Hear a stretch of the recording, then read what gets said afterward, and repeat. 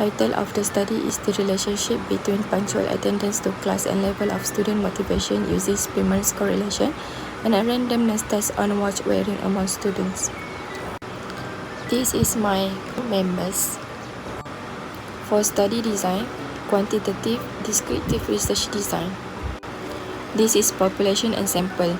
The population is Bachelor of Science Mathematics with Education student 8048 UPSI taking the SMP3013 course, and the sample is 20 8048 students currently taking the SMP3013 course, and the sample technique is purposive technique. This is our research objective and research question.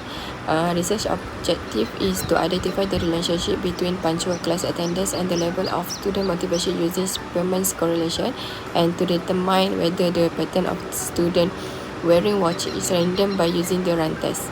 And our research question, is there a significant relationship between punctual class attendance and student motivation? And is the distribution of watch wearing behavior among students random? There are three significant of study. First, to provide insight into whether student punctuality is linked to their level of motivation, which may help educators design strategy to improve both. Second, to examine behavioral patterns such as wearing a watch that may related to time management, potentially influencing student discipline and academic performance. And the third one is to introduce basic statistical method, Spearman's correlation, and the runs test in educational research, making it useful reference for future student research. There are two instruments. The first instrument is observation form. Second one is Google form.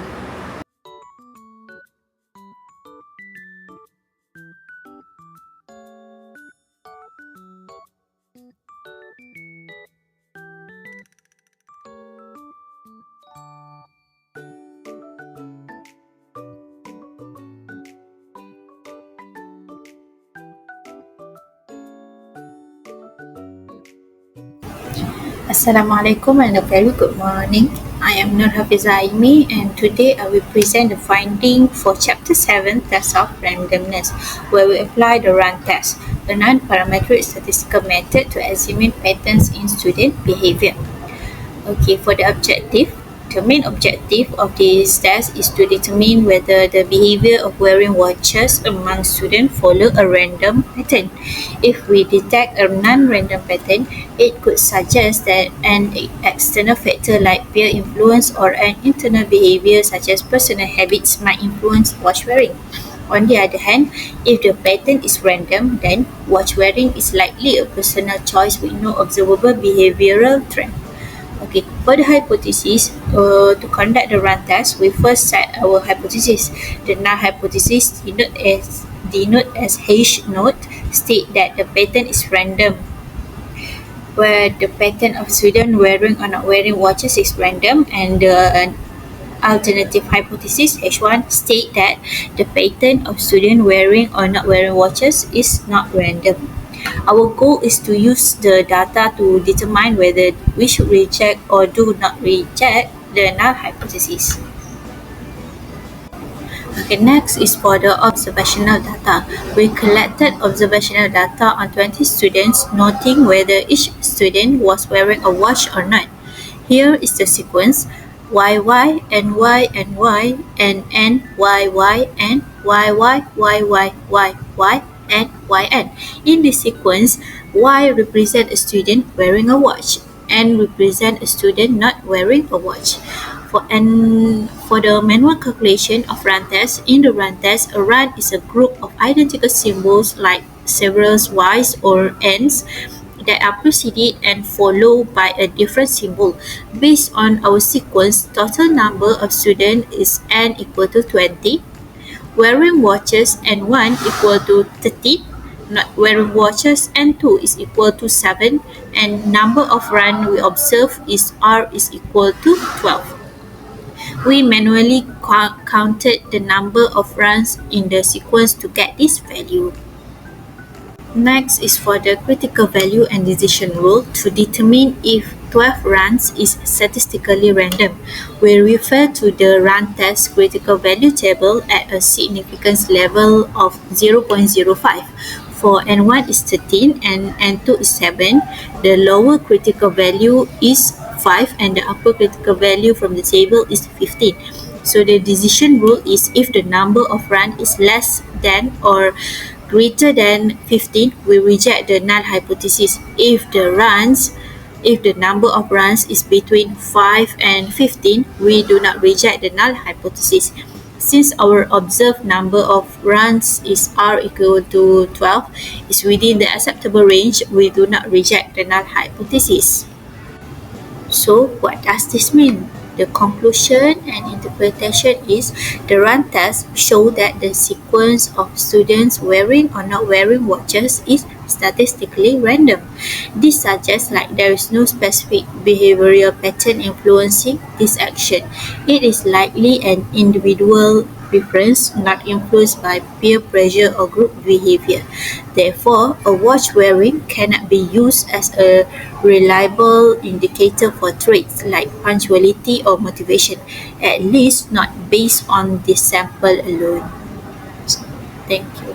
Hi, my name is Anisha Zwani. So for the randomness test, we use SPSS for the software. The purpose of the run test to check whether the sequence of the data is random or if there is a pattern or trend. The test value used as a median is 1. So 7 cases are less than the median and 13 cases are equal to or more than the median. The total responses is 20 sample and there is 12 run in the sequences. Set value is 0.711 and asymptotic significant value is 0.477, which is p-value. Since the p-value is greater than alpha value, which is 0.05, the result is not statistically significant. This means we fail to reject the null hypothesis. The test show that the order of responses is random. Before we start our calculation, we need to list down all scores for both variables. We begin by ranking the scores for both variables, which is punctuality and motivation. Each score assigns a rank for highest to lowest. For any type values, we use the average rank. This rank allows us to compare the relative standing of each participant across both variables. Once the ranks are assigned, we calculate the difference between two ranks for each individual, which we label as D. Then, we square each difference to get D square. The square difference are used to evaluate how closely the two rankings align.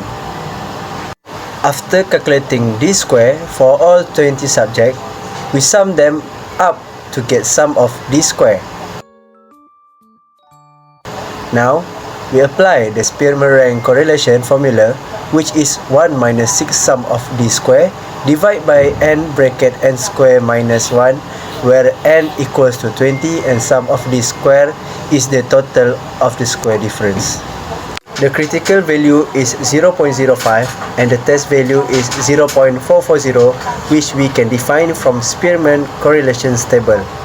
So, the final answer is 0.403.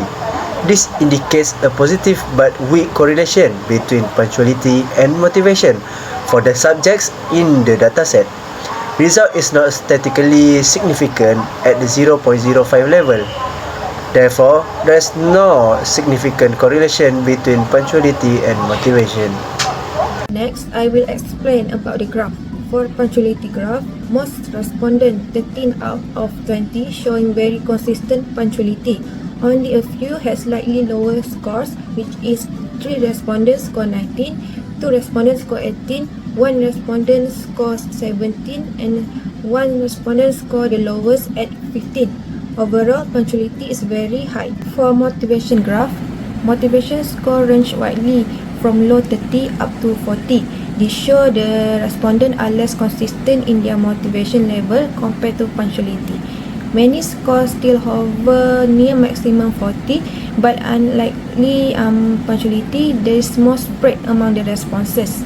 Motivation varies small from percent to percent. For summary, punctuality is very consistent with most students scoring 20, while motivation show more diversity across the student. Because punctuality value are tightly grouped, it might reduce the strength of correlation when paired with the motivation, which has more spread. This help explain why the Spearman correlation 0.403 is only moderate, even though both are positive related. For the Spearman correlation test, we use Excel as the software. So punctuality and motivation are the two variables being tested for the correlation. Both variables were ranked using Excel rank.average formula. Column C is ranked for punctuality, column E ranked for motivation, column F the difference between the two rank, column G the square of the rank difference, and the total sum of the square difference we got is 793.5. The formula used for Spearman rank are as follows, and after we plug in the value in the formula, the result calculated is 0.403383. Lastly, for conclusion, Spearman rank correlation was used to assess the relationship between the punctuality and motivation. This non-parametric test is suitable for evaluate the monotonic relationship. The result show a positive correlation, but it was not statistically significant. In other words, the evidence isn't strong enough to prove that the punctuality leads to the higher motivation for all students in the sample. Second, the run test was used to determine the randomness of watch-wearing behavior. The watch-wearing was found to be random and not influenced by any consistent internal or external factor. This implies that students' decision to wear watch are based on the personal preference rather than the habits related to punctuality, motivation, or peer influence. Lastly, we can conclude that there is no significant relationship between the punctuality, attendance, and motivation, and watch-wearing behavior occurs randomly.